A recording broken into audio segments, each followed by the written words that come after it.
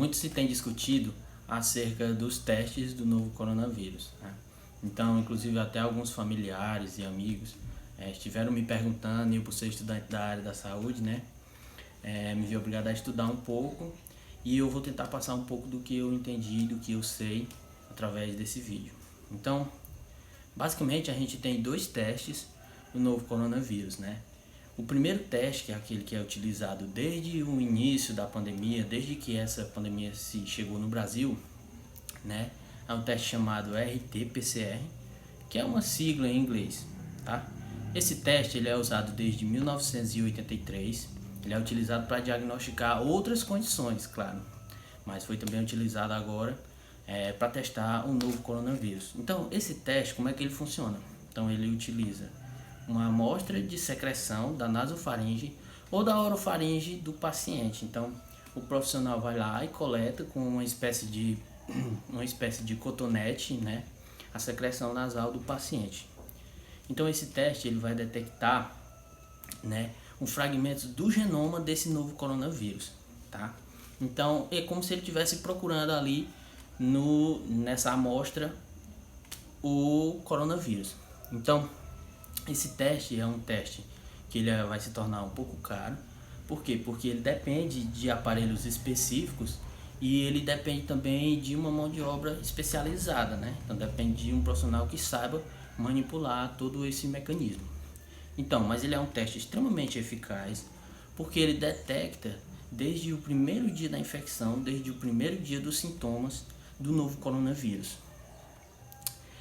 O resultado, pessoal, desses testes, ele costuma sair em situações normais em média de 24 horas, mas em situações como essa, né, em que todos os testes estão sendo levados aos LACEN, né, que são os Laboratórios Centrais de Saúde Pública. Então esses testes estão concentrados nos laboratórios e o resultado está demorando um pouco mais, que seria cerca de 7 a 10 dias, em alguns casos até mais.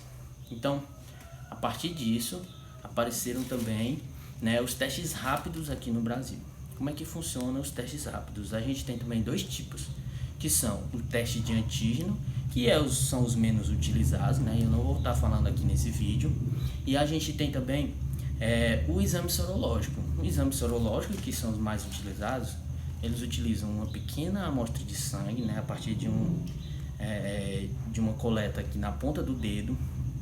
Tá? Então esse teste ele é extremamente rápido, o resultado sai em cerca de 10 a 30 minutos e ele é um teste também bem barato. Esse teste vai sair com um custo em média de 1/4 do teste molecular, que é o primeiro teste a ser utilizado, né? Então esse teste ele não vai estar procurando o vírus, não vai estar procurando o genoma viral, então ele vai estar procurando detectar os anticorpos produzidos pelo organismo da pessoa, tá? Então, por isso, existe uma alta chance de se obter um resultado falso negativo. O que é o falso negativo?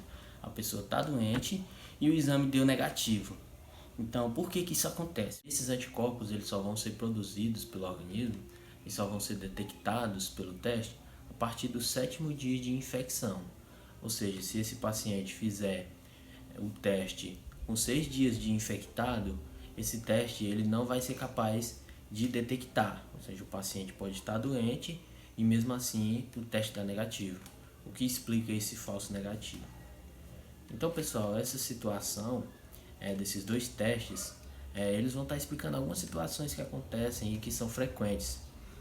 Comigo mesmo já aconteceu de um colega me dizer: o meu avô fez o teste, deu negativo. Com alguns dias ele veio a óbito. E aí passaram alguns dias, a gente não pôde manter todo aquele ritual de velar. E depois ele foi ver o resultado dizendo que ele tinha coronavírus. Então, o pessoal, o que pode ter acontecido, né? O que pode ter acontecido é que esse paciente passou pelo teste rápido, mas esse paciente ainda não tinha criado anticorpos. Então, se obteve um falso negativo. Depois, quando se tentou explicar o motivo da morte desse paciente, que é uma rotina comum do SUS, né, foi realizada a coleta e foi realizado então um novo teste molecular, né, o PCR, e aí se obteve um resultado positivo.